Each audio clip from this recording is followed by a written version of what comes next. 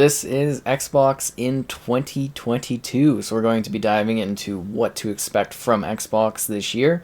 Liking the video is great, subscribing is great as well, and I think it's going to be a glorious time in the coming year for gaming. We'll be covering a lot of stuff here as we do work quite closely with Xbox in regards to showcasing the Series X, showcasing the Series S. I have both consoles, and I'm ready to go into the second year of next-gen gaming. So this is going to kind of be going over the games and kind of the expectations that we're having. I've broken this down into three categories. Kind of the first party, the shape of big, kind of Game Pass titles coming to Game Pass and coming to Xbox in general and PC, I guess you could say as well, since it's the same ecosystem. Then also third-party games, and finally down the road, past 2022, just to kind of give you a glimpse into the future as well. So in 2022, I think one of the big surprises right off the bat is going to be GoldenEye 007. That's right, it's either going to be a remake, a remaster, something like that. GoldenEye is definitely happening. Some achievements showed up, Xbox achievements on True Achievements, and I think like some EXO something site as well. So we're getting it. It's going to have multiplayer, it's going to have the campaign. That's the first one I'm betting on. It's going to be coming fast, it's going to be coming hard, and it's ready to go. And I'm sure there's some kind of gameplay going on the side here. I don't know, I got like a wavy background for now, but I'm sure I'm going to put some kind of gameplay up there so you're not totally bored if you're watching this. But, I mean, I'm pretty exciting, I think, in general. But anyways, I digress. Starfield, which I think is definitely going to be a lock for late in the year. It has a release date. There's confidence behind there. Bethesda's been working on that one for a very long time. Starfield is definitely coming. It's going to be like the Elder Scrolls in space. It's going to be wonderful. I can't wait. I hope it's about the purity of space exploration. Very, very excited for it.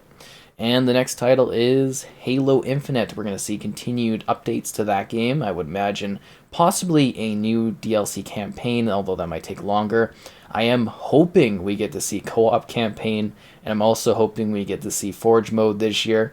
I don't have a lot of faith necessarily in them hitting their targets, but those are what I'm kind of expecting, is to see that kind of content release, alongside trickling game modes, maps, and other things to hopefully keep it going. Yeah, kind of covered everything like that. And game types, obviously. Infection, stuff like that. So, yeah, infection, extraction, kind of modes like that. Redfall, which is supposed to be, according to some leaks, kind of like a bit of a shooter-looter type open world, sort of similar to Borderlands, but with like some vampiric type properties or something. It's from a developer that's really great at delivering, and I think they are going to do so here again. I would be surprised if they don't. Seriously, it's definitely one to look for, and one that I think has a lot to showcase, and it's going to be great over the summer. We've also got Forza Motorsport, so that one is the new version, the reboot, the refresh of it. I'm pretty sure that's coming out this year. It's going to really revamp the series in new and exciting ways. When it comes to Forza Horizon 5, we're going to get our two expansions. The first one's usually a bit more of like a weathering one. They do something crazy with the environment. And then the second one is typically more fun, like they've done in the past, like Hot Wheels, Lego, stuff like that. So those would be the expansions for Forza. Next up, the full release of Grounded. I kind of anticipate Obsidian's been doing a lot on that one. I think it's ready to almost go, so that would be there. We got Stalker 2, going to be a big title, Game Pass title. And then there's Slime Rancher 2, another great big fun title with lots of cute kind of slime farming in that. I'm really excited. If you don't know about Stalker, Stalker is like a big open world, kind of exploring, dark, messed up, sort of apocalyptic type thing. It's going to be quite cool. We've got Scorn, which is supposed to be coming late in the year. Really messed up horror game. Looks creepy. Looks weird. I hope it turns out good. I have no idea. Kind of excited. Then there's also Call of Duty Next, which is, I'm assuming, Call of Duty Modern Warfare 2 which has been the heavy rumors.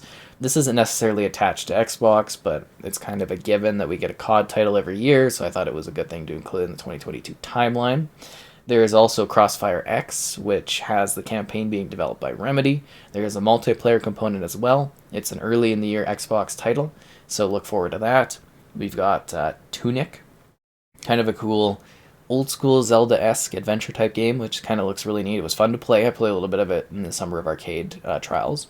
There is Somerville, which looks like a very neat sort of experience-like game. That's the best I could describe that one thus far. A Plague Tale Requiem, which is a sequel to A Plague Tale Innocence, so I definitely suggest playing that one on Game Pass. And Requiem will launch on Game Pass. Really great story. Follows Amicia taking care of her brother during like the plague, or there's so many rats on the screen. It's crazy, and it's really, really good. Seriously, play the first one, prepare for the second one. We got Arc 2, which is, I guess, supposed to release. I don't know if this is still happening, but Vin Diesel's like the main character. It's like more adventure-like than open world survival, so that should be neat. Sniper Elite 5, which has our character going to a new front once again to deal with, I don't know, enemies and sniping. Then there's also Warhammer Darktide, so 40k Warhammer Darktide, which is made by Fat Shark. They did really good on Warhammer Vermintide. This was going to be like more of a shooter one, so it kind of be like Left 4 Dead, but with a shooter and messed up Warhammer 40k universe. It should be really, really good. I'm excited for that one. We've also got Hello Neighbor 2. So that one is, again, different type of audience for that one. It's kind of like a sneak investigation game. Big deal. We talked about Dark Tide. I have Dark Tide twice, which is kind of funny. Very excited about that one. And Deathloop will be coming because it's a one-year exclusivity, so we should see that around the fall time. So that should be coming to Xbox finally, because that was, kind of a pre-Bethesda purchase sort of a deal with PlayStation, so we're getting it on Xbox. And that summarizes kind of like the new games to a degree, because I do want to talk about a couple quick projects. We're also expecting The Witcher 3 Wild Hunt Next Gen and Cyberpunk 2077 Next Gen. Both of those have like tie-in marketing with Xbox, so that's kind of a big deal. And then we have a couple regular special projects. So these are rumored for this year or close to this year. Project Pentiment, I think that's the right way to say that one. That's according to Jazz there, a leaker. These are leakers that have kind of put this stuff out. Disco Elysium-like branching narratives, investigative game, making choices, smaller project, dialogue heavy. So kind of a cool sort of like figuring out what's going on kind of game. Project Belfray, which is from Grub. Side-scrolling game with a home-based crafting and whatnot, so that sounds neat. Project Midnight, again this one is from Jez. Compulsion Games, their new title, dark fantastical third-person game with a coming-of-age theme to it. I guess like southern states to a degree is like a little bit of an influence or something like that, so that's interesting. And now we move on to third party. Elden Ring. Enough said about that one. Dying Light 2 finally coming out, which I think also has some sort of Xbox marketing attached to it, I believe. Evil Dead the game, which is going to be a really cool multiplayer focused kind of Evil Dead game. That's something I'm very, very excited about. We've got Crimson Desert, which is going to be like a big RPG adventure. Dead Space remake is coming. Project Callisto, which is going to be kind of another messed up type thing. Lego Star Wars: The Skywalker Saga. We've got, which is like the culmination of all the Lego Star Wars Lego games coming together for a big one. It's keeps getting delayed, so hopefully it's finally coming out. Hogwarts Legacy, which is going to be an exciting adventure through Hogwarts as like a student and stuff. That should be really neat. Gotham Knights, like Suicide Squad, Kill the Justice League, so two DC properties that look pretty neat. I'm kind of curious to see how those go. And that kind of covers the scale of, well, again, kind of the third-party stuff. And there's so many other games. There's the open world Sonic game. There's so many titles coming out this year. So I just kind of focused on a number of ones that I'm kind of thinking about that are kind of on the top of my mind. Like, I'm really saying that 2022 could be the best year in gaming ever because there's just that much coming out. And there's titles we don't even know about, like titles that haven't even been announced yet that will come out in 2022 that's going to be crazy. So I'm very, very excited to see what happens this year and to cover it. But let's also, quick little dive down, down the road. Coming post-2023, maybe some of these will slip into 2022. I'm not sure, but, I'd say post-2022 is a safe bet for a lot of them.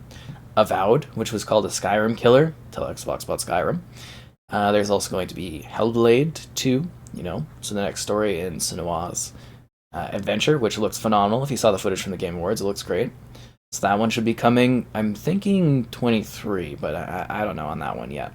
And we're going to do another follow-up to this. I guess I would say closer to E3. We usually do like a predictions type video.